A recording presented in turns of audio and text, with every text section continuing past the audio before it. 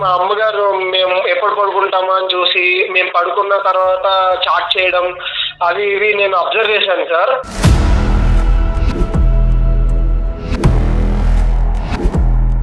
ఒకసారి అబ్జర్వ్ చేద్దాం అసలు అని చెప్పేసి నేను కాలేజ్కి వెళ్ళినట్టే వెళ్ళి ఒక 1 hour బ్యాక్ తర్వాత మళ్ళీ నేను ఇంటికి వెళ్ళాను సార్. అసలు ఏం చేస్తుంది మా అమ్మ?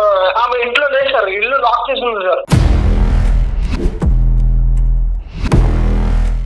పని మీద బయటకు వెళ్ళాను అంతే, కానీ నేను ఎక్కడికో ఆయన కలవడానికి వెళ్ళలేదు. పని మీద 4 దాకా చర్చలు జరిపించి అప్పుడు ఇంటికి రావడం.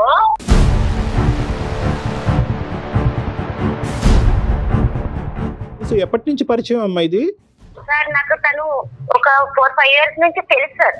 ఓన్లీ గుడికి, ఎందుకంటే గుడి పక్కని వాళ్ళది షాప్ సార్, పూజ సామాగ్రి అమ్ముతారు, అంతవరకు తెలుసు.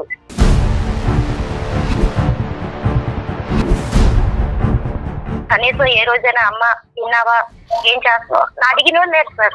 నువ్వు తల్లి వల్ల ఉండి నువ్వు పిల్లల్ని చూసుకుంటావా, పిల్లలు నిన్ను చూసుకుంటారా? అసలు వాళ్ళ లైఫ్ వాళ్ళు చూసుకొని వెళ్ళిపోతారు సార్. నా లైఫ్ ఏం చేయాలి సార్? నేను ఎవరితో ఉండాలి సార్? అసలు నువ్వు నా కడుపును పుట్టి నువ్వు నన్ను నిలదీయవలసిన అవసరం ఏంటి? అసలు నాకు తెలియక అడుగుతాను. నువ్వు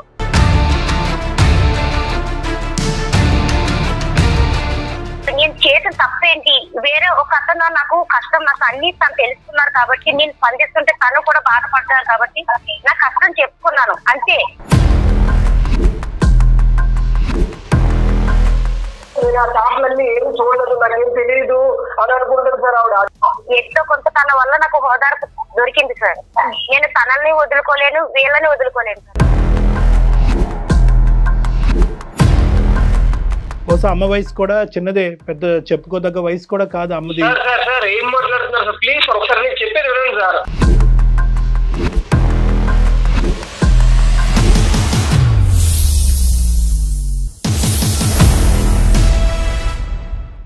సమర్పిస్తున్న వారు అవిస్ హాస్పిటల్.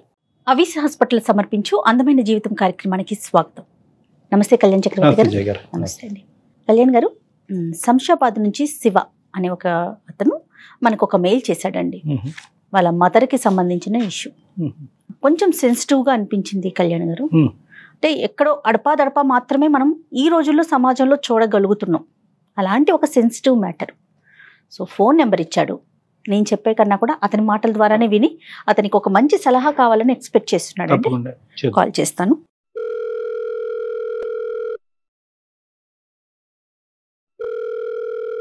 హలో శివగారండి. నేను జయానండి, అందమైన జీవితం ప్రోగ్రామ్ నుంచి కాల్ చేస్తున్నాను. నమస్తే అండి. నమస్తే అండి.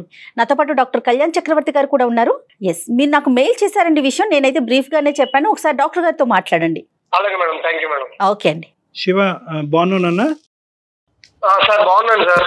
ఎంత వయసు, ఏం చేస్తుంటావు? నేను బీటెక్ సెకండ్ ఇయర్ చదువుతున్నాను సార్. అంటే సార్ మా మదర్ ఉన్నారు సార్. మా ఫాదర్ రీసెంట్ గానే చనిపోయారు సార్. 1 year అవుతుంది సార్ చనిపోయి. 1 year 2 months అవుతుంది సార్. అయ్యయ్యో.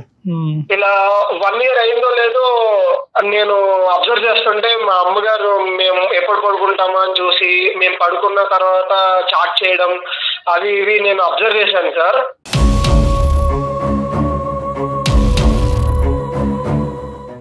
అది అబ్జర్వ్ చేసి నాకు చాలా బాధ వేసింది సార్. ఏంటి ఇప్పుడే నాన్నగారు చనిపోయి ఒక 1 year కూడా అవ్వట్లేదు, అసలు ఏం చేస్తుంది అది అని చెప్పి నాకు చాలా బాధ వేసింది సార్. ఒక రోజు అసలు ఏంటి చాటింగ్ అని చెప్పేసి ఆవిడ పడుకున్న తర్వాత నేను అబ్జర్వ్ చేసి మొబైల్ తీసి ఓపెన్ చేసి చూశాను సార్.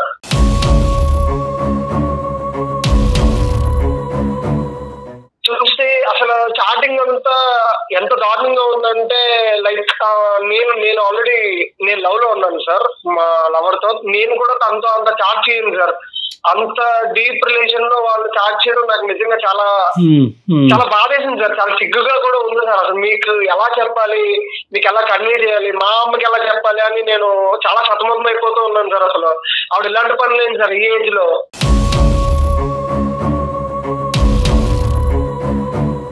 అలా కాదు శివ, ఒక్క నిమిషం నాన్న, చాలా సెన్సిటివ్ టాపిక్. నువ్వు తొందరపడి ఇప్పుడు మనం లైవ్లో మనం ఏది అవసరం లేదో అసభ్యకరంగా కానీ అవమానకరంగా కానీ పెద్దవాడికి ఏదైనా ఉంటే అది ఎలాగ తీసేస్తాం. కానీ తొందరపడి, ఎందుకంటే నీది కూడా చిన్న వయసు, తొందరపడి ఎటువంటి జడ్జిమెంట్ కంక్లూజన్కి రావద్దు. నెంబర్ 2 ఏంటంటే, ఇప్పుడు నీకు లవర్ అంటున్నావు, ఆ సబ్జెక్ట్ ఏంటన్నా? అంటే సార్ నేను బీటెక్ లోకి జాయిన్ అవ్వగానే ఆ అమ్మాయిని చూశాను సార్. ఆ అమ్మాయి చాలా మంచిది సార్. నా మనసుకి చాలా దగ్గర అయింది సార్ ఆ అమ్మాయి. ఎందుకంటే నేను మళ్ళీ నా కెరీర్ అంటే నా లైఫ్ లో మళ్ళీ అలాంటి అమ్మాయిని నాకు దొరుకుతుందని నేను అనుకోను సార్. ఎందుకంటే నాకు నచ్చిన క్యారెక్టరిస్టిక్స్ అన్ని తనలో ఉన్నాయి సార్. నాకు ఎలాగైతే కావాలనుకుంటున్నానో అలాగే ఆ అమ్మాయి ఉంది సార్. మ్యారేజ్ చేసుకుంటారా? అవును సార్. అయితే అసలు నేను ఈ బాధలో మా అమ్మ ఇలా చేస్తున్నారని నేను ఎవరితో చెప్పుకోవాలో తెలియక ఇలా మా లవర్తో ఈ విషయం షేర్ చేసుకున్నాను సార్. షేర్ చేసుకుంటే ఆమెమో, మీ అమ్మగారు ఈ టైప్, మీ ఫ్యామిలీ అంతా ఇలా ఉంటారా, నువ్వు ఇలా అంటావు అనుకోలేదు, మీ ఫ్యామిలీ ఇలా అంటావు అనుకోలేదు, అది ఇదని నన్ను బ్లేమ్ చేస్తూ మా మమ్మీని బ్లేమ్ చేస్తూ నాకు ఎలా అనిపించిందంటే సార్, ఇలాంటి ప్రాబ్లం ఎలా ఫేస్ చేయాలి, ఏం చేయాలి అని తను ఇంకా నాకు ఆర్గ్యూ చేస్తుంది సార్. మీ అమ్మగారు అలా చేస్తే నేను నిన్ను లవ్ చేయను, నేను నిన్ను పెళ్లి చేసుకోవడం కుదరదు అని చెప్పేసి నన్ను టాస్క్ పెడుతుంది సార్. అలాంటి ఆయనతో మాట్లాడనివ్వద్దు అని చెప్పేసి. మీరు ఎంతమంది సిబ్లింగ్స్ నాన్న? మీరు ఎంత అన్నదమ్ములు, అక్క చెల్లి ఎంతమంది మీరు? సార్ నేను మా బ్రదర్ సార్. నాన్నగారు ఎలా చనిపోయారు నాన్న? నాన్నగారు అది ఆల్ ఆఫ్ ఎ సడన్ చనిపోయారు సార్. అసలు అది నాన్నగారు బతుకున్నప్పుడు అమ్మ నాన్నగారి యొక్క రిలేషన్షిప్ ఎలా ఉండేది సార్? చాలా స్ట్రాంగ్ గా ఉండేది సార్. మా నాన్నగారు మమ్మల్ని చాలా బాగా చూసుకున్నారు సార్. ఎంతంటే ఇంకా నేను చెప్పలేను సార్. ప్రతి ఫాదర్ లాగా కాదు సార్, ఆయన చాలా బాగా చూసుకునేవారు సార్. నాకు కానీ మా తమ్ముడికి కానీ ఏ లోటు రాకుండా చూసుకున్నారు సార్. ఈవెన్ మా మదర్ ని కూడా అలాగే చూసుకున్నారు సార్. మేము 1 year బ్యాక్ దాకా కూడా ప్రతిరోజు బాధపడుతూనే ఉన్నాం సార్, అదే మా ఫాదర్ లేరు అని చెప్పేసి.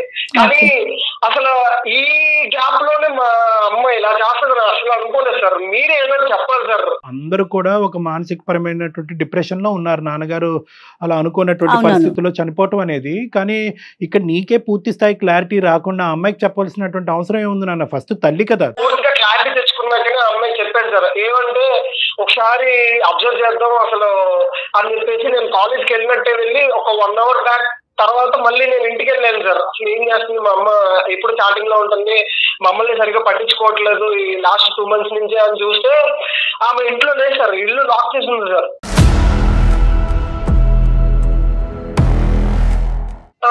నేను ఫోన్ చేశాను సార్. ఫోన్ చేస్తే నాన్న నేను ఇలా బయటకు వచ్చాను రా, కొంచెం అర్జెంట్ పని ఉంది, నేను వస్తాను అని చెప్పేసి అన్నా సార్. నేను ఫీవర్ గా ఉందమ్మా కొంచెం రా అని చెప్పినా కూడా ఈవినింగ్ 4 ఆ టైంకి వచ్చింది సార్. అంటే మేము 5కి వస్తామని చెప్పేసి 1 hour ముందు ఆవిడ జస్ట్ వచ్చింది సార్. అదేం సార్, అసలు నాకు ఫీవర్ గా ఉందని చెప్పినా సరే నన్ను పట్టించుకోకుండా వాళ్ళు ఎవరితోనో తిరగడానికి వెళ్ళిపోతుంది సార్. అసలు ఏంటన్నా అర్జెంట్ వర్క్ ఏంటంటే అమ్మకి అడిగావా? ఎప్పుడు వెళ్ళదా అమ్మ? అది అడిగితే మాత్రం ఏం చెప్పలేదు సార్. అమ్మ ఇలాగే ఇలా అన్నది కదా అని చెప్పేసి నేను మళ్ళీ 2 days తర్వాత కూడా నేను చూస్తే ఇలాగే సార్, మళ్ళీ అలాగే వెళ్ళిపోయింది సార్. మళ్ళీ 4 ఆ టైం కానీ రావట్లేదు సార్. ఏంటి ఏం చేయాలి అసలు నాకు ఏం అర్థం కాక సార్ ఇంకా మీకు మెయిల్ చేశాను సార్. ఎవరితో మాట్లాడుతున్నారో ఆ వ్యక్తికి సంబంధించిన డీటెయిల్స్ మీకు ఏమైనా తెలుసా? అతను తెలిసిన వ్యక్తి అయినా ఇంతకు ముందు అలాంటిది ఏమన్నా మీకు అర్థమైందా? నాకు అసలు తెలియని వ్యక్తి కాదు మేడం. అంటే ఆయన తెలియదండి, కాకపోతే నేను చాట్ చూసాను మేడం. చాట్ లో ఇలా తెలిసిపోతుంది కదండి ఇలా ఉన్నది అని చెప్పేసి. సరే, ఇప్పుడు అతని వివరాలు మనం తర్వాత మాట్లాడుకుందాం అన్న. కానీ ఈ రోజు అమ్మని అడగవలసినటువంటి అవసరం ఎందుకు ఉంది అని నువ్వు అనుకుంటున్నావు? కేవలం ఆవిడ ఒక తోడు కోరుకుంటుంది. ఓకే, ఒక ఆవిడకి ఏంటంటే ఇప్పుడు బహుశా అమ్మ వయసు కూడా చిన్నదే, పెద్ద చెప్పుకోదగ్గ వయసు కూడా కాదు అమ్మది. సార్ ఏం మాట్లాడుతున్నారు సార్? ప్లీజ్ సార్ ఒకసారి నేను చెప్పేది వినండి సార్. అమ్మ వయసు అది ఇది కాదు సార్. సొసైటీ ఏమనుకుంటా సార్, మా నాన్నగారు చనిపోయి 1 year కూడా అయింది అంతే కదా సార్.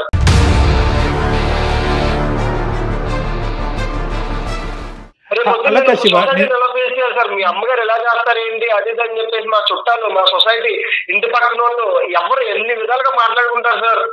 శివ, ఒకటి ఇది చాలా సెన్సిటివ్ టాపిక్. ఇప్పుడు ఏంటంటే ఇక్కడ 2 స్కూల్స్ ఉంటాయి. ఒక స్కూల్ ఏంటంటే సాంప్రదాయం పట్టింపు గురించి మాట్లాడుతుంది, ఇంకో స్కూల్ ఏంటంటే ఆవిడకంటూ ఈ వయసులో ఒక తోడు గురించి మాట్లాడుతూ ఉంటుంది. ఒకరు ఇంకోళ్ళని ఖండిస్తారు, ఇంకోళ్ళని ఖండిస్తారు. దాని సబ్జెక్ట్ గురించి మనం తర్వాత మాట్లాడుకుందాం.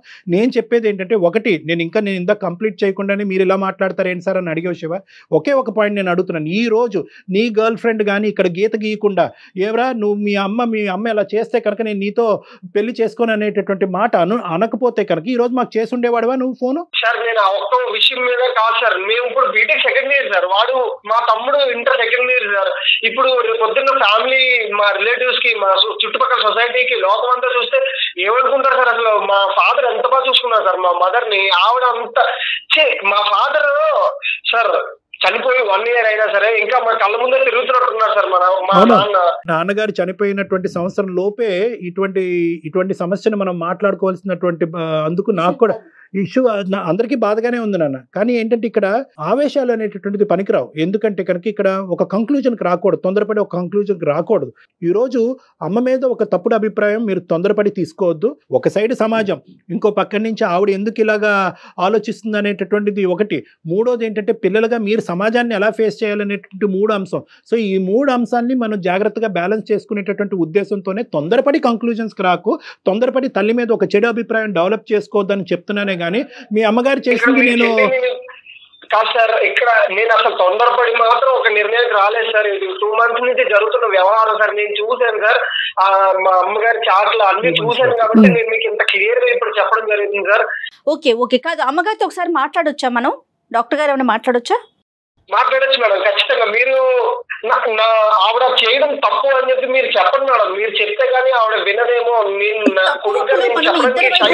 మేడం శివ, ఈ రోజు నువ్వు ముందుకొచ్చి ఈమెయిల్ పంపించి మా దగ్గరకు ఒక సొల్యూషన్ అడుగుతున్నావు, నువ్వు అడిగేసావు కాబట్టి ఈ రోజు అమ్మకి బుద్ధి చెప్పేటటువంటి ప్రక్రియలో ఈ ప్రోగ్రామ్ అయితే ముందుకు వెళ్ళదు నాన్న. ఇద్దరు ఇరువైపు మేము వింటాం, అమ్మది వింటాం, నీది వింటాం. ఏది కరెక్ట్ అయితే కనుక, ఏదైతే కనుక అందరి యొక్క మానసిక పరిస్థితులను, అందరి యొక్క భవిష్యత్తులను కాపాడేటటువంటి నిర్ణయం ఏదైనా ఉంటే కనుక ఆ నిర్ణయాన్ని మాత్రమే చెప్తాం. అమ్మకు బుద్ధి చెప్పే కార్యక్రమం అయితే ఇది కాదు నాన్న. ఫస్ట్ అమ్మ వర్జన్ ఏంటో విన్ని. సరే సార్, మీకే అర్థమవుతుంది సార్. కాల్ చేసిన తర్వాత ఆవిడ చెప్పే అన్ని మీకు అర్థమవుతుంది. నేనే కరెక్ట్ అని మీరు అంటారు సార్, నేను చేస్తాను సార్. ఇదేంటంటే జయ గారు, ఇది చాలా సెన్సిటివ్ టాపిక్. ఎందుకంటే ఆడదానికి ఆ స్వేచ్ఛ ఉందా? అంటే భర్త చనిపోయినటువంటి సంవత్సరంలో ఆడది తన జీవితం గురించి ఆలోచించవచ్చా? ఇంకో జీవిత భాగస్వామ్యం గురించి ఆలోచించాలంటే కనుక 75% పాపులేషన్ విల్ సే నో.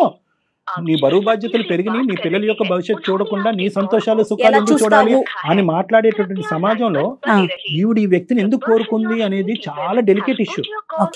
ఇదే ప్రశ్న మనం మగవాడిని అంటామా కళ్యాణ్ గారు? భార్య చనిపోయిన 1 సంవత్సరం లోపే. హలో హలో అమ్మా, చెప్పినానా? ఎక్కడున్నావమ్మా? ఇంట్లో ఉన్నానమ్మా. ఇంట్లోనే ఉన్నావా? బయటకి ఎక్కడికి వెళ్ళావా? లేదురా, ఇంట్లోనే ఉన్నా. అంటే నేను జ్వరం వచ్చిందని బయటకు వెళ్ళావు, కాలేజ్ నుంచి ఇంటికి వచ్చినప్పుడల్లా నువ్వు ఇంటికాడ ఉండవు కదమ్మా? అదేంట్రా, పని మీద బయటకు వెళ్ళి వస్తాను కానీ ఇంటికాడ ఉండమంటే నేను ఇంట్లో ఉండకపోతే ఎక్కడికి వస్తాను? అలాగే సరే. మా సార్ ఒక ఆయన మాట్లాడతారంట, నాకు తెలిసి సార్. ఎవరో కాలేజీ నుంచా? కాలేజ్ నుంచి కాదమ్మా, అందమైన జీవితం అని సుమన్ ఛానల్ నుంచి కళ్యాణ్ చక్రవర్తి సార్ మాట్లాడుతున్నారు. నమస్తే అమ్మా, నా పేరు డాక్టర్ కళ్యాణ్ చక్రవర్తి. నమస్తే సార్. నమస్తే అమ్మ, నమస్తే. మీకు ఇలాగా ఈ పరిస్థితిలో కాల్ చేసినందుకు కొద్దిగా, అంటే మిమ్మల్ని సర్ప్రైజ్ చేసినందుకు, అంటే నా ఉద్దేశం అది కాదు. కానీ బాబు ఏంటంటే బాగా చాలా డిప్రెషన్లో ఉన్నాడమ్మా. బాబు బాగా ఇబ్బంది పడుతున్నాడు. ఏంటంటే నాన్నగారు చనిపోయి 1 సంవత్సరం కూడా అవ్వలేదు. ఈ లోపల అమ్మ ఇంకో విధంగా ఆలోచిస్తుందేమో అని డౌట్ నాకు ఉంది. కొన్ని చూడకూడనటువంటివి నేను చూశాను.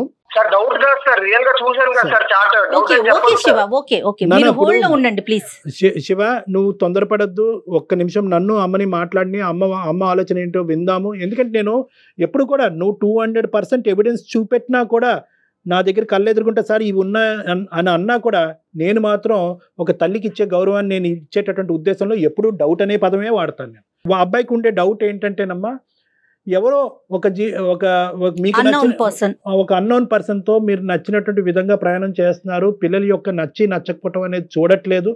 కాబట్టి ఇది రేపొద్దున ఇంకో విధంగా అవుతే కనుక మేము తలెత్తుకుని ఎలా తిరిగేటటువంటి పరిస్థితి వస్తుంది. నేను దేని గురించి మాట్లాడుతున్నానో, బాబు ఏది మాకు చెప్పాడో అనేది బహుశా ఈ పాటికే మీకు అర్థమై ఉంటుంది దుర్గా గారు. అర్థమైంది సార్. కానీ ఏదైనా ఉంటే శివ నువ్వు నన్ను డైరెక్ట్ అడగొచ్చు కదా సార్ అమ్మా ఇది చాలా సెన్సిటివ్ విషయం కదా దుర్గ గారు. నేను ఎలా అడుగుతాను అసలు? నువ్వు ఏం మాట్లాడుతున్నావా? నేను ఎలా అడగాలి? నువ్వు ఎవరితో తిరుగుతున్నావు, ఏంటి, ఏం చేస్తున్నావు? నువ్వు కాలేజీకి వెళ్ళినప్పుడు నువ్వు బయటకు వెళ్ళి తిరిగి వస్తున్నావా అని నేను అడగాల? శివ జాగ్రత్తగా మాట్లాడు.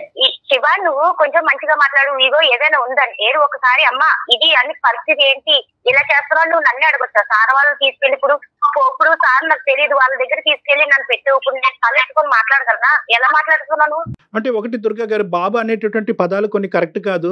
చిన్నపిల్లవాడు తెలియదు, మీ అబ్బాయి గురించి మీకు బాగా తెలుసు నాకంటే, అది పక్కన పెట్టండి. ఈ రోజు ఇప్పుడు ఇదేంటంటే డైరెక్ట్ గా పిల్లలు వచ్చి ఒక తల్లిని అడిగేటటువంటి ఒక ఇది కాదు కాబట్టి ఆ అబ్బాయి మమ్మల్ని అప్రోచ్ అయ్యాడమ్మా.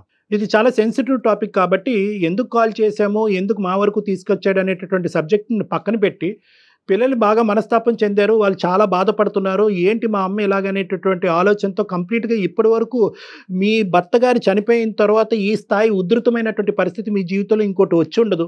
వాళ్ళ మనసులోంచి ఇంకా తండ్రి యొక్క బొమ్మ పూర్తిగా చెరిగిపోకముందే, చనిపోయాడు అనేటటువంటి భావం జీర్ణించుకోకముందే అసలు మీ జీవితంలో ఏం జరుగుతుంది అనేది ఒక్కసారి క్లారిటీ ఇస్తే ఆ అబ్బాయికి మేము సర్ది చెప్పే విధంగా కానీ లేదంటే మీకు నచ్చ చెప్పేటటువంటి విధంగా మేము ఒక ప్రయత్నం చేస్తాం.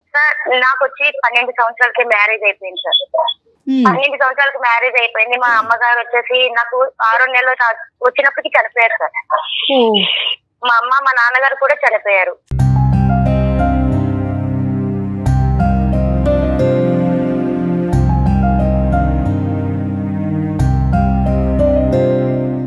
నా పరిస్థితి ఇంకెవ్వరు లేరు సార్. నేను కష్టం నష్టం ఎవరితో చెప్పుకోవడానికి అన్ని మా ఆయన గారి కష్టం నష్టం అసలు ఏమీ తెలియకుండా పోషించారు సార్ నన్ను నా పిల్లల్ని కూడా. తనకి హెల్త్ ప్రాబ్లం వచ్చి 1 సంవత్సరం చాలా ఇబ్బందులు పడి చనిపోయారు సార్ మొన్న సంవత్సరం క్రితం. నేను ఆయన కోసం చాలా అసలు చెప్పలేను సార్. అసలు అన్ని కష్టం ఎంత భరించుకుంటూ చేసుకొచ్చానో హాస్పిటల్ ఇంకా తిరుక్కొని చాలా కష్టపడ్డాను సార్ ఆయన బతుకుతారని. కానీ దక్కలేదు. ఇప్పుడు నా పిల్లలను చూసుకుంటూ బతుకుదామని ధైర్యంతో ముందుకెళ్ళాను సార్. ఆ పిల్లలైనా సరే కనీసం ఏ రోజైనా అమ్మ తిన్నావా ఏం చేస్తున్నావు నా అడిగిన వాళ్ళు లేరు సార్. నా పిల్లలకు అసలు ఏ రోజు కూడా పెద్ద బాబు చిన్న బాబు నువ్వు తల్లి ఉండి నువ్వు పిల్లల్ని చూసుకుంటావా? పిల్లలు నిన్ను చూసుకుంటారా? అసలు నువ్వు పట్టించుకున్నావా అమ్మా? అసలు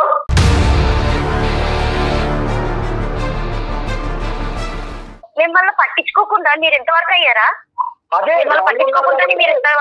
నాన్నున్నారు కాబట్టి నాన్నగారు ఉన్నందుకు ఇప్పుడు బాగా చూసుకున్నామ్మా. ఇప్పుడు నాన్నగారు లేరు. ఇప్పుడు నీ ఇష్టం వచ్చినట్టు నువ్వు చేస్తావా? నాకు అర్థం కాక అడుగుతాను. ఏం చేశాను శివన్? మాకు ఎలా మాట్లాడడానికి ఏం చేశాను అసలు నేను చెప్పు. అదే నేను సార్తో మాట్లాడుతున్నా కదా సార్. నా ఇది ప్రాబ్లం సార్. మా ఆయన గారు 1 ఇయర్ క్రితం ఇలా అయింది సార్. చాలా హెల్త్ ప్రాబ్లం వచ్చింది. ఆ బాధలో అసలు తట్టుకోలేని పరిస్థితిలో ఉన్నా సార్. డిప్రెషన్ కూడా వెళ్ళిపోతున్నా సార్ ఒక్కొక్కసారి. నా చిన్న వయసులో భర్తను కోల్పోయాను. పిల్లల భవిష్యత్తు ఏంటి, ఏం చేయాలన్న ఆలోచనలో ఉన్నా సార్. నేను సాయిబాబాని బాగా నమ్ముతాను సార్. గుడికి వెళ్తుంటే పక్కనే ఒక అతను పరిచయం అయ్యారు సార్.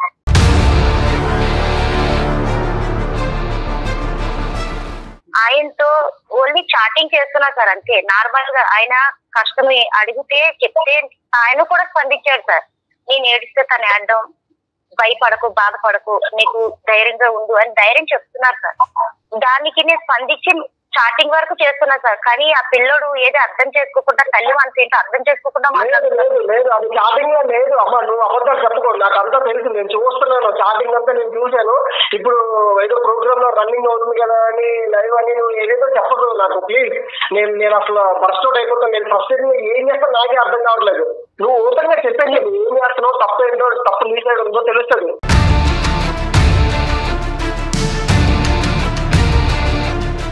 అసలు నువ్వు నా కడుపును పుట్టి నువ్వు నన్ను నిలదీయవలసిన అవసరం ఏంటి అసలు నాకు తెలియక అడుగుతాను. నువ్వు అది ఇప్పుడు మళ్ళీ ఎలా మాట్లాడుతున్నావు? నేను నిలదీస్తాను. నేను కొడుకుని కాబట్టి నిలదీస్తాను. నాన్నగారు పోయి 1 ఇయర్ అయింది 2 months లోనే నువ్వు మళ్ళీ ఇంకొకరు ఎలా తగ్గుకుంటా నాకు అర్థం కాదు. పైగా ఆయన ఏమో ఇప్పుడు నీకు సపోర్ట్ చేస్తున్నారు, నీ సైడ్ మాట్లాడుతున్నారు అని అంటావు.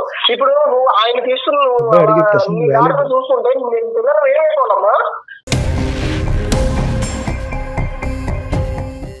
ఏ దారి చూసుకున్నావు? నీ దారి నువ్వు చూసుకుంటున్నావు. నువ్వు కాలేజీ నుంచి వస్తావు, ఫోన్ పట్టుకునే ఉంటావు, ఆ పిల్లతో చాటింగ్ చేసుకుంటూ నువ్వు మాట్లాడుకుంటా అటు సైడ్ ఉంటావు. కానీ ఏ రోజైనా సరే అమ్మ నాన్నగారు చనిపోయారు కదా మన పరిస్థితి ఏంటి, ఏ రోజైనా కష్టం ఏంటి నష్టం ఏంటి ఏ రోజైనా నువ్వు అడిగావా నన్ను? నేను చేసిన తప్పేంటి, వేరే ఒక అతను నాకు కష్టం నాకు అన్ని తను తెలుసుకున్నారు కాబట్టి నేను స్పందిస్తుంటే తను కూడా బాధపడ్డారు కాబట్టి నా కష్టం చెప్పుకున్నాను అంతే. అదే నేను పిల్లలు జ్వరం అని కాలేజ్ నుంచి ఇంటికి వచ్చేసినప్పుడు కూడా రాకుండా 4 దాకా చర్చలు జరిపించి అప్పుడు ఇంటికి రావడం, ఆయన నిన్ను సమర్థించడం, బాగా మాట్లాడడం, ఇదే అమ్మా జరిగేది.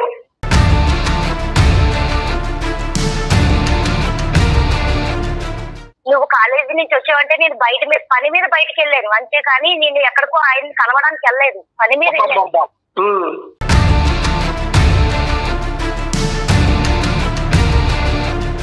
అసలు కొడుకువే నా తల్లిని మాట్లాడాల్సిన ఒక్క నిమిషం అమ్మ మీరు నువ్వు కొడుకువేనా అనే మాట మీరు అంటాం తప్పే, తల్లివేనా అనే మాట అబ్బాయి అంటాం కూడా తప్పు. ఇది ఇద్దరు తరపున మాట్లాడితే కనుక ఇది చాలా సెన్సిటివ్ ఇష్యూ, చాలా బాధకరించు. ఒక్కసారి మీ ఇద్దరి యొక్క భావోద్రేకాలు ఒకసారి మీరు కామ్ డౌన్ చేసుకుంటే నేను ఒక 2 మాటలు చెప్తాను. ఇప్పుడు బాబు కేవలం ఏదో మీరు చాటింగ్ చేస్తున్నారు అనేటటువంటి అంశం ఒక్కటే కాకుండా ఏంటంటే ఆ చాటింగ్ అనేటటువంటి దాన్ని కూడా ఒక రోజు రాత్రి అమ్మ పడుకున్న తర్వాత నేను చూడటం జరిగింది డాక్టర్ గారు, అందులో చూడకూడనటువంటి నేను చూశాననే బాధతో ఆ అబ్బాయి ఇప్పుడు ఓన్లీ ఓదార్పు గురించోనో లేదంటే ఎందుకంటే నేను ఆ చాట్లన్నీ ఏం చూడలేదు, నాకేం తెలియదు అని అనుకుంటాను సార్ ఆవిడ. అందుకే ఇప్పుడు మీ దగ్గర కూడా ఏదో కవర్ చేస్తుంది సార్, నేను ఏడుస్తుంటే ఆయన ఓదార్చారు ఇది ఇవన్నీ కవర్ చెప్తుంది సార్. అసలు బాబుకు కావాల్సినటువంటి ఒకే ఒక క్లారిటీ, మీ అమ్మ ఇప్పుడు మీరు భర్త పోగొట్టుకున్న బాధలో మీరు ఉంటే మీ ఎదుర్కొంటే మేము ఈ పంచాయతీ పెట్టడం ఎంతవరకు కరెక్టో రాంగో నాకైతే తెలియదు, కానీ 2 అంశాలు. ఇప్పుడు మీరు బాబు అక్కడ ఉన్నాడు, మీకు ఏదన్నా ఉంది, ఒక ఆధారం ఉంది, ఒక విధమైనటువంటి ఒక ఫ్యామిలీ లైఫ్ ఉంది అంటే కనుక అది ప్రధానంగా మీ పిల్లలే కాబట్టి వాళ్ళకి ఒక క్లారిటీ ఇవ్వాల్సినటువంటి అవసరం ఉంది.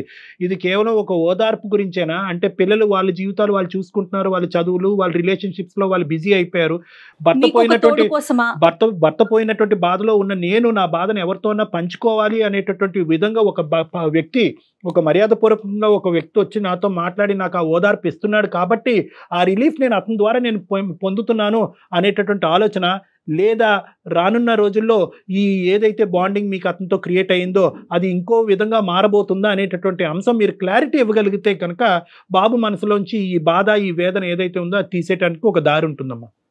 మీరు చెప్పండి, అంటే ఇది ఓదార్పేనా ఇంకేమన్నా? శివ ఒక్క నిమిషం శివ, అమ్మని మాట్లాడిన శివ, అసలు అమ్మ నేనైతే వేరే విధంగా అయితే లేదు మేడం, తనతో చాటింగ్ వరకే చేస్తున్నా మేడం. తను అసలు ఆ పిల్లడు ఎలా మాట్లాడుతున్నాడో నాకు అర్థం కాదు. అమ్మ బాబు స్థానంలో ఏ కొడుకున్నా కూడా ఈ విధంగానే రియాక్ట్ అవుతాడేమో. సంవత్సరికం కూడా అవ్వలేదు, ఇంకా 1 year కూడా అవ్వలేదు, తండ్రికి సంబంధించినటువంటి బాధల్లోంచి ఇప్పటి వరకు కుటుంబం మొత్తం బయట పడలేనటువంటి పరిస్థితి. ఇప్పుడు ఇలాంటి అంశంలో అక్కడ ఆ గ్రీఫ్ రియాక్షన్ లో తండ్రి యొక్క జ్ఞాపకాలు ఎలాగ స్లోగా అందులోంచి బయటపడాలి అని ఆలోచించుకునేటటువంటి వయసు, ఆ వయసులో పిల్లలకి చాలా ఇబ్బందికరమైన పరిస్థితి.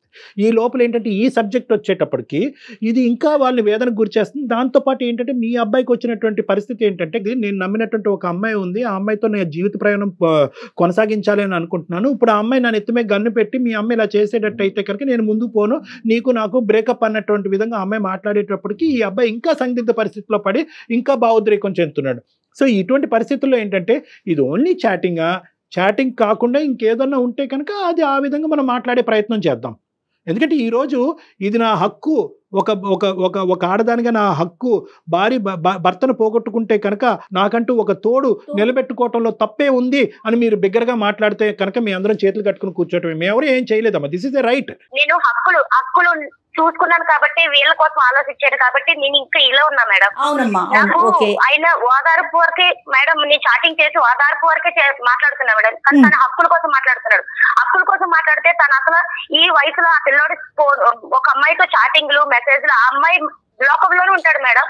ఆవిడ చెప్పేది ఏంటంటే నేను ఒంటరిదాన్ని అయిపోయాను, ఇప్పుడు ఆ అబ్బాయి వెళ్ళి నా తండ్రి చనిపోయాడు అనేటటువంటి బాధ అక్కడ సేద తీరుతున్నాడు ఆ అమ్మాయి దగ్గర. వాళ్ళిద్దరు వాళ్ళ చదువు వాళ్ళ చాటింగ్, చిన్నోడు కాస్త వాడి జీవితంలో ఇంటర్మీడియట్ చదువుకుంటున్నాడు. ఈవిడ్ని ఎవరు ఓదార్చేది? అతి పిన్న వయసులో పెళ్లి చేసిన తర్వాత అంత చిన్న వయసులో పెళ్లి జరిగినటువంటి ఒక ఆడదాని వైపు చూసి సమాజం ఓదార్చేటటువంటి పరిస్థితి లేదు. తల్లి చనిపోయిన తర్వాత ఓదార్పు లేదు. మంచి భర్తని ఒక ఈడు జోడుగా ఇప్పుడు బయట ప్రపంచం తెలియదు అని అంటున్నారు, లోకజ్ఞానం లేదు. అటువంటి పరిస్థితుల్లో ఒక భర్త ఒక మూల స్తంభంలో నిలబడి ఈవిడిని ఇక్కడి వరకు తీసుకొచ్చిన అతను చనిపోయిన తర్వాత ఈవిడ ఎక్కడ ఓదార్పు తీర్చుకోవాలి అనేటటువంటి ఉద్దేశంతో ఒక గుళ్ళో కనిపించినటువంటి ఒక వ్యక్తితో తన మనసును పంచుకుంటుంది. దాన్ని మనం ఏ విధంగా చూస్తామో అనేటటువంటి దాన్ని బట్టి ఈ మొత్తం ఇష్యూ అంతా నిలబడింది. చెప్పండి దుర్గా గారు, మీ మీద ఒక వేలెత్తి చూపెట్టడం జరుగుతుంది, మీరు చెప్పండి ఒక్క 2 నిమిషాలు. ఏం చెప్పాలి కూడా అర్థం కావట్లేదు. ఏమి లేదమ్మా, ఈ బంధం ఏదైతే ఉందో అది కేవలం స్నేహ బంధమేనా, లేకుంటే దాన్ని కొంచెం ముందుకు తీసుకెళ్లాలనుకుంటున్నారా? అర్థం కాదు. దేనికోసం భయపడుతున్నా చెప్పు, ఏ విషయంలో భయపడుతున్నా, నేను ఏం చేశానని భయపడా? నువ్వు స్టార్టింగ్ చూసావు అంతే, నా పరిస్థితి ఏంటో నువ్వు చూసావా? నువ్వు ఎలా మాట్లాడుతావు అసలు? అదే స్టార్టింగ్ చూసానని చెప్తావా? ఏం చేస్తా చెప్పమ్మా. ఇప్పుడు నన్ను ఓదార్చడానికి ఒక వ్యక్తి దొరికాడు నాకు, ఆయన కష్టం నాకు అన్ని మాట్లాడుతున్నాడు. నేను చాటింగ్ వరకే మాట్లాడాను అతనితో, నాకు ఒక ఓదార్పు దొరికింది. ఇప్పుడు నేను బాధల్లో ఉన్నా, డిప్రెషన్ కి వెళ్ళిపోతున్నా. మీ నాన్న ఎంత బాగా చూసుకునే కూడా తను లేడని బాధలో ఉన్నా. నేను డిప్రెషన్ కి వెళ్ళిపోయి నేనేమన్నా అయితే మీరేమైపోతారని నేను ఆయనతో మాట్లాడితే కొంచెం హ్యాపీనెస్ గా ఉందని మాట్లాడుతున్నా. దుర్గమ్మ ఒక్క నిమిషం అమ్మ, నీ పాయింట్ ఎవరు కూడా భూ ప్రపంచం మీద ఎవరు కూడా ఖండించటానికి లేదు. మీకు మీ మనసులో ఉండేటటువంటి బాధను పంచుకోవటానికి ఒక వ్యక్తి ఉన్నాడు అనేటటువంటి అంశం ఏదైతే ఉందో అది ఎందుకు ఖండించాలి? ఓన్లీ చాటింగ్ వరకే ఎందుకు మీరు భయపడుతున్నారు? మీరు ఇది తప్పు కాదు అనుకుంటే కనుక బహిరంగంగా చాటింగ్ చేయండి, ఇంటికి పిల్లండి, ఇంట్లో కూర్చోపెట్టండి, పిల్లలకు పరిచయం చేయండి. అరే నాకు ఈ కష్టకాలంలో ఒక 2-3 మంచి మాటలు చెప్పి నా జీవితాన్ని కాపాడినటువంటి ఒక వ్యక్తిగా మీరు పరిచయం చేయండి. సీక్రెట్గా ఎందుకు చేస్తున్నారని అడుగుతున్నా. ఒకసారి ఆగమ్మా సార్, ఎక్స్క్యూజ్ సార్, రేపు పొద్దున్న నాకు పెళ్లి అవుతుంది సార్. పెళ్లి అసలు ఇప్పుడు లవ్ మ్యారేజ్ చేసుకోరంటాను సార్. ఆ అమ్మాయి ఇప్పుడుకొచ్చి మీ తల్లి కేవలం ఓదార్పు అనేటటువంటి మాట తప్ప ఆ వ్యక్తి తన జీవితంలో ఏమవుతుంది అని చెప్పి డిఫైన్ చేయలేదు. ఇప్పుడుకొచ్చి మనం అరగంట బట్టి మనం మాట్లాడుకుంటున్నాం. నువ్వెందుకు అజంప్షన్స్కి వస్తున్నావు? నువ్వు వద్దు అనుకుంటే ఆపేస్తుందేమో ఆ ఓదార్పు. ఒక్కసారి అమ్మని అడిగి తేల్చుకుందాం. చెప్పండి సార్. కాదు, ఆ పిల్ల అంటున్నావు కదా, పిల్ల విషయంలో అసలు అది ఆడదేనా? నన్ను అర్థం చేసుకుంటా. దుర్గా గారు మీకు అనవసరం ఈ సబ్జెక్టు. ఎప్పుడు మాట్లాడినా అమ్మాయి ఇలా అన్నది అలా అన్నదని ఎందుకు ఎక్కుతున్నాడు సార్? అమ్మాయి ఎవరు అసలు నా కోసం మాట్లాడడానికి? నువ్వు అడగవా? మా అమ్మ కోసం నువ్వు మాట్లాడడానికి నీకేం హక్కు ఉందని అడగవా నువ్వు? మాట్లాడలేదు, ఎందుకంటే తప్పు నీ వైపు ఉంది కదమ్మా. నేను ఎలా చెప్తాను అసలు? ఏం తప్పు ఉంది? శివ దుర్గా మీరిద్దరు గాడి తప్పుతున్నారమ్మా. ఒక్క నిమిషం అమ్మా. దుర్గా మీకు పెద్దరికం ఉంది, మీ పెద్దరికానికి గౌరవం కావాలనే ఉద్దేశంతో నేను ఇలా మాట్లాడుతున్నాను. ఆ అబ్బాయి ప్రేమ వ్యవహారం అనేది ఇంకో సబ్జెక్టు. దాన్ని మీరు ఏకీభవిస్తారా లేదంటే వ్యతిరేకిస్తారా అనేది తర్వాత చూద్దాం. అది కాదు ఇక్కడ ఇష్యూ. ఇక్కడ ఈ వ్యక్తి ఎవరైతే వచ్చారో ఆ వ్యక్తి మీకు ఓదార్పునిస్తున్నారు అని అంటున్నాడు. బాబు అంటున్నాడు ఆ వ్యక్తి కరెక్ట్ కాదు, అటువంటి ప్రయత్నం మా అమ్మ చేస్తే కనుక నా జీవితం అయిపోయినట్టే, దాన్ని ఏ విధంగా నేను సమాజంలో యాక్సెప్ట్ చేయలేనని మీ అబ్బాయి అంటున్నాడు. కొడుకుని దూరం చేసుకునే ఈ వ్యక్తి గురించి, ఓదార్పు ఇచ్చేటటువంటి వ్యక్తి గురించి కొడుకుని దూరం చేసుకుంటారా? మీరు అతను వదిలేయగలరా? అదే ఓదార్పు మీ కొడుకు ఇస్తాడు. అదే కొడుకు, 2 కొడుకులు ఉన్నారు, చెట్టు ఎదిగినటువంటి 2 కొడుకులు ఉన్నారు. అదే ఓదార్పు ఈ కొడుకుల్ని ఇస్తారు. అది మీకు యాక్సెప్టబులేనా? లేదంటే ఆ వ్యక్తిని నేను వదలలేనని అంటారా? సింపుల్, క్లియర్ చేసేసేయండి ఈ టాపిక్. వాళ్ళ లైఫ్ వాళ్ళు చూసుకొని వెళ్ళిపోతారు సార్. నా లైఫ్ ఏం చేయాలి సార్? నేను ఎవరితో ఉండాలి సార్? నాకంటూ ఒక తోడు ఉండాలి కదా. అతనితో మీరు ప్రయాణం సాగించాలనుకుంటున్నారు. అర్థమైందమ్మా. ఇప్పుడు నువ్వు డైరెక్ట్ గా చెప్పకపోయినా ఇండైరెక్ట్ గా అర్థమైంది. అతని పర్సనల్ లైఫ్, అతని జీవితం ఏంటి, ఈ డీటెయిల్స్ అన్ని మీకు తెలుసా? తర్వాత ఏమండి మేడం? నాకు తెలుసు మేడం, తన పరిచయం అయ్యారు ఆల్రెడీ. వాళ్ళ ఆవిడ గారితో విడాకులు అయిపోయినాయి అంటే మేడం. ఓకే, అయితే తను నన్ను లైఫ్ లాంగ్ చూసుకుంటాను అన్నారు మేడం. అది అవన్నీ ఆలోచించరా? అసలు ఎందుకైంది ఇలా చేయడం? కరెక్ట్ కాదా సార్? అడగండి సార్ మీరు. మేము అడగాలంటే నువ్వు ఆగాలిగా. ఒక్క నిమిషం ఆగమ్మా. చెప్పమ్మా దుర్గా, చెప్పమ్మా. సో అతని గురించి మీకు తెలుసు, ఎప్పటి నుంచి పరిచయం అమ్మా ఇది? సార్ నాకు తను ఒక 4-5 years నుంచి తెలుసు సార్. ఓన్లీ గుడికి, ఎందుకంటే గుడి పక్కని వాళ్ళది షాప్ సార్, పూజ సామాగ్రి అమ్ముతారు, అంతవరకు తెలుసు. మా ఆయన గారు చనిపోవడం అంతవరకు తెలుసు సార్. ఈ మధ్యనే తనతో నేను మాట్లాడడం మొదలు పెట్టాను అంతే సార్. మాట్లాడిన కానించి కూడా నేను బాధపడి ఏడుస్తుంటే తను కూడా ఏడ్చేవాడు సార్. ఎక్కడైనా కూడా నాకు 2 పిల్లలు ఉన్నారు, 5-6 సంవత్సరాల్లో ఎప్పుడైనా మధ్యలో ఇద్దరు కొడుకులు ఉన్నారు. వాళ్ళు ఒక చెట్టంత ఎదిగారు, వాళ్ళకు ఒక అభిప్రాయం ఉంటుంది. మనం ముందుకు వెళ్ళాలి అంటే కనుక ఈ జర్నీని మీరు ఏ విధంగా తీసుకెళ్తున్నారు అనేది నాకు తెలియదు. కానీ మన ఇద్దరికి సంబంధించిన ఈ అసోసియేషన్, దాని పేరు ఏంటన్నది వదిలేసేయండి. ఈ అసోసియేషన్ యొక్క యాక్సెప్టెన్స్ నా పిల్లల మీద కూడా ఉంది, నా మగ పిల్లల మీద ఉందనే అభిప్రాయం ఎప్పుడు అతనికి చెప్పారా మీరు? భర్త చనిపోయి 1 సంవత్సరం అయింది. ఇంత డైనమిక్స్లో is it so easy to make a decision? Sir నాకు నా పిల్లల భవిష్యత్తు నా చేతిలో ఉంది సార్. నేను వాళ్ళు మంచిగా చదివించుకొని వాళ్ళ భవిష్యత్తు చూద్దామని ఆలోచన ఉన్నా సార్. కానీ నేను డిప్రెషన్ లో ఉన్నా సార్. ఎంతో కొంత తన వల్ల నాకు హోదార్పు దొరికింది సార్. నేను తనని వదులుకోలేను, వీళ్ళని వదులుకోలేను సార్. ఇప్పుడు చాలా సింపుల్గా మీరు చెప్పేశారు, వీళ్ళని వదలను, ఆ అబ్బాయిని వదలను అనేది, అతన్ని వదలను అనేది కాదు. అది నేను ఇందాక అంటున్నాను, ఎప్పుడు వచ్చింది మీ పిల్లల యొక్క డిస్కషన్, ఎప్పుడు వచ్చింది? ఈరోజు మీతో మాట్లాడిన తర్వాత ఇప్పుడు తీసుకొస్తున్నారు. ఎప్పుడన్నా నేను ఇందాక అన్నటువంటి మాటకు సమాధానం చెప్పారా? ఏమయ్యా పెద్ద అయినా నువ్వు ఒక స్నేహితుడిగా ఉండు, నన్ను ఓదార్చేటటువంటి ఒక వ్యక్తిగా ఉండు, పెళ్ళి మా భర్త చనిపోకముందు నువ్వు ఏదైతే పాత్రలో ఉన్నావో నువ్వు అదే పాత్రలో నువ్వు ఉండు, ఇప్పుడు కొత్త పాత్ర పోషించవలసినటువంటి అవసరం లేదు, ఎందుకంటే మా కొడుకుల యొక్క మనస్తత్వం నాకు బాగా తెలుసు, వాళ్ళు దీన్ని ఏకీభవించరు అనే మాట ఆ పెద్ద ఆయనకి చెప్పారా మీరు? సార్ నేను చెప్పాను సార్, తనతో నేను అన్ని మాట్లాడాను సార్, నా పిల్లల పరిస్థితి నా కోసం అన్ని చెప్పాను సార్, తనకు అన్ని తెలుసు. తెలిస్తే నీకు ఒక వెల్యువేషన్ కింద ఉంటాను, నీకు ఒక ఫ్రెండ్ కింద సలహాలు ఇస్తాను, నేను అన్నిట్లో నీకు ముందుండి తోడు ఉంటానని చెప్పి సలహా ఇచ్చాను. అన్ఫార్చునేట్లీ ఈ సినారియోలో ఏంటంటే నీ కొడుకు నచ్చిందైనా నువ్వు చేయాలి, లేదంటే నీకు నచ్చిందైనా చేయాలి. ఇద్దరికి నచ్చింది చేయటం అనేది ఈ పరిస్థితిలో కష్టం అని నాకు అనిపిస్తుంది. తల్లి అంటే త్యాగమూర్తి కాబట్టి ఆ విధంగా ఆలోచించి నిర్ణయం జాగ్రత్తగా బ్యాలెన్స్డ్గా ఆలోచించి చెప్పమ్మా. మొత్తం పిల్లల్ని, కుటుంబాన్ని, సమాజాన్ని అందరినీ దృష్టిలో పెట్టుకోండి. అంటే ఆ వ్యక్తిని కూడా ఇప్పుడు చూసిన వ్యక్తి కాదు, 4-5 సంవత్సరాలు తెలిసినటువంటి వ్యక్తి. ఇప్పుడు తండ్రి భర్త చనిపోయిన తర్వాత ఇద్దరు బాగా దగ్గరికి అయ్యారు మానసికంగా. ఏమ్మా చెప్పండి దుర్గ గారు. సమాజం కోసం, ఈ కన్న పిల్లల కోసం, వీళ్ళందరి కోసం ఒక ఆడదాని జీవితం చంపుకొని బతకాల్సిందే మేడం.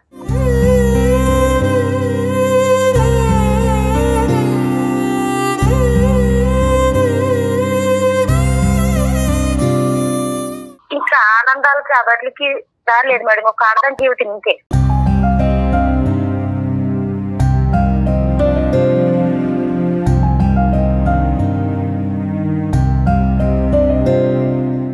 అలా కాదులే అమ్మా. ఒకటి ఆడదాని జీవితం ఇంతే అనేటటువంటి మీ మాటలో రకరకాల యాంగిల్స్ ఉన్నాయమ్మా. మీరు ఇప్పుడు ఎవరి గురించో చేయట్లేదు, మీ కొడుకు గురించి చేస్తున్నారు, మీ బిడ్డల గురించి చేస్తున్నారు. మీరు ఒక్కసారి దయచేసి ఈ కఠినమైనటువంటి నిర్ణయం తీసుకోవటంలో మీరు ఇప్పుడు బాధపడినా కూడా తర్వాత సంతృప్తి చెందుతారు. ఇది ఎవరి కోసమో కాదు కదమ్మా, నీ బిడ్డల కోసం కదా. భర్తగా నేను వస్తాను, మళ్ళీ నీ లైఫ్లో కొడుకును పోగొట్టుకో అనేటటువంటి ఆలోచనతో వచ్చే మూర్ఖుడిలాగా నాకైతే అనిపించట్లేదమ్మా. ఒకసారి ఈరోజు జరిగినటువంటి సంభాషణ, శివ యొక్క ఫీలింగ్స్ అతనికి విడమర్చి చెప్పు, ఏమంటాడో చూద్దాము. ఏమ్మా చెప్పండి, మీ మనసులో మాట చెప్పండి తల్లి. వీళ్ళు నాకు అసలు అర్థం చేసుకునే వాళ్ళు కాదు సార్, వీళ్ళు కానీ సమాజం కానీ ఎవరు అర్థం చేసుకునే వాళ్ళు కాదు. నేనే నా ఆడదాని జీవితం ఇంతే సార్, నేనే ఇంకా ఎవరి జోలికి వెళ్ళకుండా నాకు ఆవేదన నేనే చేస్తాను సార్.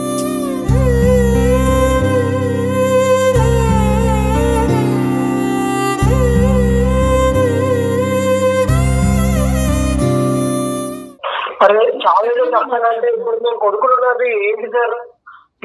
శివ, నాన్న శివ, నా పిల్లల్ని వాళ్ళ యొక్క భవిష్యత్తు సమాజ విలువల్ని కాపాడుకునే ప్రయత్నంలో నా అనుకునేటటువంటి ఇంకో అంశం నా జీవితంలో త్యాగం చేస్తాను. అప్పుడు చదువుని త్యాగం చేసింది, తర్వాత తల్లి త్యాగం అయింది, ఇప్పుడు భర్త త్యాగం అయింది, ఇప్పుడు నచ్చినటువంటి వ్యక్తి కూడా త్యాగం అవుతున్నాడు. That is not so easy Shiva. ఆవిడ స్థానంలో నిలబడి మనం ఆలోచించుకుంటే అంత ఈజీ కాదు. కానీ ఏదేమైనా కూడా అమ్మ మంచి నిర్ణయం తీసుకుందన్నట్టు నాకు అనిపిస్తుంది. ఆలోచించుకోండి. అమ్మతో పాటు నువ్వు ఇదివరకు ఎలా ఉన్నావో దయచేసి నీ గర్ల్ ఫ్రెండ్ ఎంత ఇంపార్టెంటో అంతకంటే 100 రెట్లు నీ తల్లి ఇంపార్టెంట్. ఈరోజు మీ తల్లికి ఇవ్వాల్సినటువంటి గౌరవం కానీ, తల్లికి ఇవ్వాల్సినటువంటి టైం కానీ, ఈ నాన్నగారు చనిపోయిన తర్వాత తల్లికి ఇవ్వాల్సినటువంటి ఒక ఫ్యామిలీ టైం మీరు ఇచ్చుంటే కనుక ఈరోజు ఈ వ్యక్తి ఇంతవరకు వచ్చుండేవాడు కాదు. ఇక్కడ రానటువంటి ఓదార్పు, సానుభూతి ఆవిడ అక్కడి నుంచి పొందింది కాబట్టి వాళ్ళిద్దరి యొక్క ఇంటిమసీ పెరిగింది. కాబట్టి ఈరోజు ఈ సబ్జెక్ట్ ఇక్కడితో వదిలేసి మీ తల్లితో ఇంతకు ముందు ఎలా ఉండేవారో అదే విధంగా ప్రేమనిచ్చి, ఇంకా ఎక్కువ టైంనిచ్చి, మేమంటూ ఉన్నామమ్మా, నీకు out side source of help అక్కర్లేదు, మేము నిన్ను కాపాడుకుంటాం, మేము చూసుకుంటాం అనే మనోధైర్యాన్ని మీ తల్లికి ఇచ్చి ఇంక ఈ సబ్జెక్ట్ మళ్ళీ మీ జీవితాల్లో మళ్ళీ తిరిగి తీసుకురావద్దు. ఇది నా విన్నపం. Shiva. Sure sir, thank you sir, thank you so much sir. నిజంగా నేను మీకు ఇమేజ్ చేసి చాలా మంచి పని చేశాను అనిపించింది sir. Thank you so much sir. Okay Shiva, all the best నాన్న. Shiva, take care. Thank you. ఆవిడ వెళ్ళిపోయిందమ్మా, కట్ అయిపోయింది ఆవిడ కాల్లోంచి. అంటే కాదు డాక్టర్ గారు, నాకు ఇక్కడ ఒక విషయం అర్థం కాలేదు. ఇప్పుడు తన బాధను మాత్రమే పంచుకుంటున్నారా, లేకపోతే మున్ముందు దాన్ని ఒక బంధంగా మార్చుకోవాలనుకుంటున్నారా? ఆ క్లారిటీ అసలు ఆవిడకు ఉందంటారా? ఒకటి, ఆవిడతో మనం ఆ మాట అనకూడదు. చూసేటటువంటి ప్రేక్షకుల గురించి నేను చెప్తున్నాను. ఆవిడ 2-3 సార్లు ఒక మాట అంది, నేను డిప్రెషన్ లో ఉన్నాను. అంటే భర్త పోయినటువంటి డిప్రెషన్లో మొత్తం అంతా క్లౌడెడ్ అయిపోతాయమ్మా. మన నిర్ణయాలు, ఫ్యూచరు, భవిష్యత్తు, పిల్లలు, ఈ ఆలోచనలు అన్నీ నీ పక్కన నేనున్నాను, నువ్వు ఏదున్నా నాకు చెప్పు అనేటటువంటి ఏకైక మనిషి అదే ఆలోచన కనిపిస్తుంది కానీ ఇంకో ఆలోచన కనిపించదు. దాన్ని చూసి ఈవిడ బహుశా ఏంటంటే ఇతనితో నేను జీవితాంతం కొనసాగితే కనుక ఇంతే స్మూత్ గా ఉంటుంది అనే భ్రమలో కూడా ఆవిడ ఉండొచ్చు. అంటే ఒక డిప్రెషన్ అనేటటువంటి ఒక అంశం ఒక మనిషి చేత తప్పుడు నిర్ణయాలు తీసుకోవడానికి ఒక కారణం అవుతుంది అని చెప్పి ఇది ఒక ఎగ్జాంపుల్ అని మనం చెప్పుకోవచ్చమ్మా. ఏదైనా అమ్మ నువ్వు డిప్రెషన్ లో ఉన్నావు కాబట్టి తప్పుడు నిర్ణయాలు తీసుకోవడానికి అవకాశం ఉంటుంది అనే ఆస్పెక్ట్ నేను ఎందుకు డిస్కషన్ చేయలేదంటే కేవలం కొడుకు, కుటుంబం, భవిష్యత్తు అనే వాల్యూ సిస్టమ్ మనం మాట్లాడేటప్పటికి ఆవిడ ఆల్మోస్ట్ 70% విత్డ్రా అయిపోయింది. ఇదేంటి సార్ ఈ నరకం అంతా నాకెందుకు, కొడుకుని పోగొట్టుకోవటం ఏంటి, కుటుంబాన్ని పోగొట్టుకోవటం అనే ఉద్దేశంతో ఆవిడ తొందరగానే విత్డ్రా అయిపోయింది. కాబట్టి మిగతా అంశాలు మాట్లాడవలసినటువంటి అవసరం లేదు కాబట్టి నేను మాట్లాడలేదు. అవునండి, అవును. ఏదైనా మంచి నిర్ణయం తీసుకోవాలని కోరుకోవటమే. తప్పకుండా మనస్ఫూర్తిగా మంచి నిర్ణయం. రైట్. థ్యాంక్ యూ డాక్టర్ గారు. నమస్తే. సమర్పిస్తున్న వారు అవిస్ హాస్పిటల్.